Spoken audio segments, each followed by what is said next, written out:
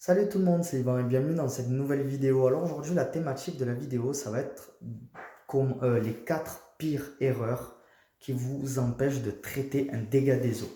Alors avant de rentrer dans le vif du sujet, pour tous ceux qui me découvrent, bienvenue à vous et restez bien jusqu'au bout de cette vidéo puisqu'il y a un petit cadeau à vous offrir. Alors on va rentrer dessus dans le vif du sujet.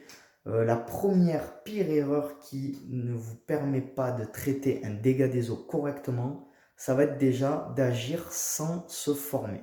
C'est-à-dire, si vous ne savez pas comment traiter un dégât des eaux et que vous vous lancez tête baissée dans le but de traiter ce dégât des eaux, vous allez tout simplement faire n'importe quoi. Pourquoi? Tout simplement parce que vous ne savez pas comment faire.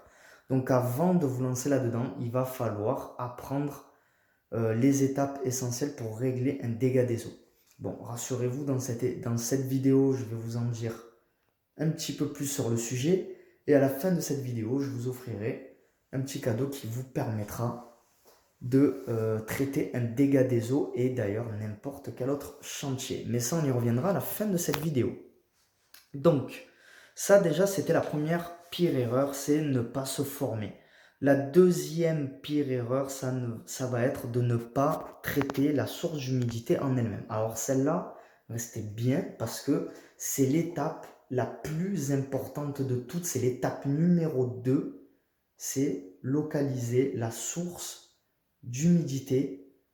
Il faut la localiser, donc il faut ensuite la traiter. Donc soit vous êtes un expert, vous pouvez la traiter vous-même, ou alors vous n'êtes pas un expert.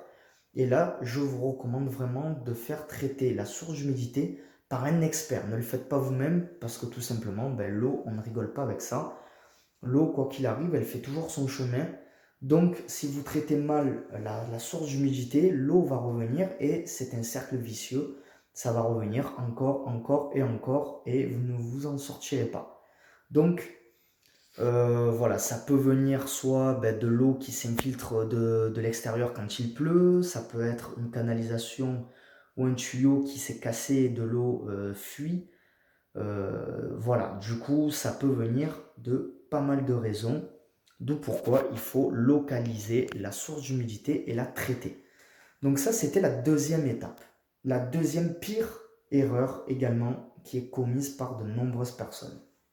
La troisième pire erreur qui vous empêche de traiter un dégât des eaux, et lui aussi n'est pas des moindres, c'est de ne pas attendre que ça sèche. Une fois que vous avez réglé la source d'humidité, une fois que ce problème-là est résolu, il faut néanmoins attendre que vos supports sèchent. Tant que vos supports ne sont pas secs, vous pouvez faire tout ce que vous voulez dessus, rien ne marche.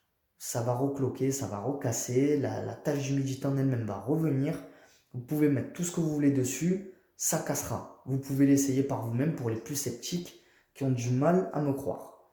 Donc ça, c'était déjà la troisième pire erreur. Donc qu'est-ce que l'on peut faire pour éviter cette erreur? C'est évidemment attendre que ça sèche.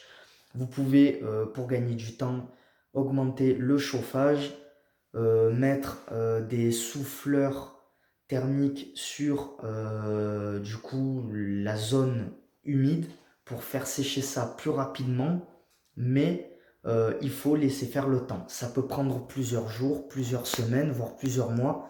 Ça, après, ça varie, tout dépend de la zone que vous habitez.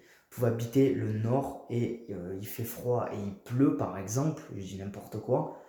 Ça sera compliqué pour que ça sèche rapidement. Ça va vraiment être plus long, c'est normal.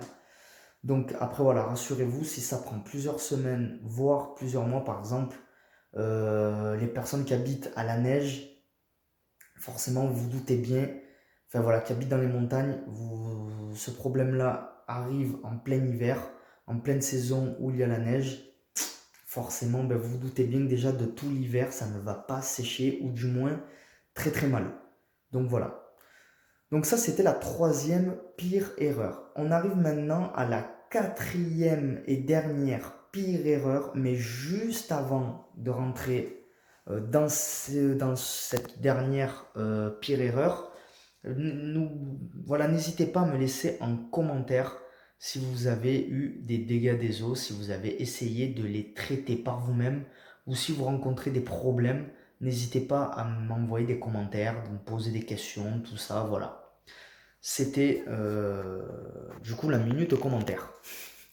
Donc la quatrième étape, la pire des erreurs, c'est de ne pas appliquer une sous-couche glycéro juste avant de traiter le dégât des eaux. Donc c'est-à-dire au moment où vous allez, ça y est, tout est sec, vous pouvez enfin traiter le dégât des eaux.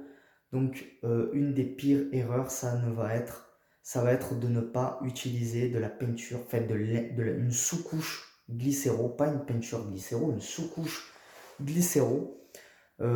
Pourquoi? Ben, tout simplement parce que la peinture acrylique et les sous-couches acryliques ne bloquent pas l'humidité et les taches d'humidité vont revenir. Donc si vous avez des taches d'humidité, je vous recommande fortement d'utiliser une peinture glycéro, donc une sous-couche glycéro qui va bloquer l'humidité. Donc la tache d'humidité ne reviendra plus. Donc voilà pour cette quatrième pire erreur qui vous empêche de traiter un dégât des eaux. Et du coup là de faire disparaître une tache d'humidité. Donc on arrive maintenant à la fin de cette vidéo et vous doutez bien, je n'ai pas parlé des autres étapes puisque ce n'était pas la thématique de la vidéo, mais si vous voulez connaître le processus complet pour régler un dégât des eaux et d'ailleurs n'importe quel autre travaux de peinture, ben, je vous ai concocté un petit cadeau. Donc ça se passe dans la description juste en dessous de la vidéo. Et en fait ce processus là me permet de régler n'importe quel dégât des eaux, de faire n'importe quel travaux de peinture. Par exemple comme ce que vous voyez là derrière moi. Voilà, donc si ça vous intéresse, ça se passe dans la description, c'est totalement offert, vous n'avez rien à payer et du coup ben, ça peut fortement vous aider. Voilà, je vous remercie du coup de votre temps et de votre attention. Et puis je vous dis à la prochaine vidéo. Ciao, ciao.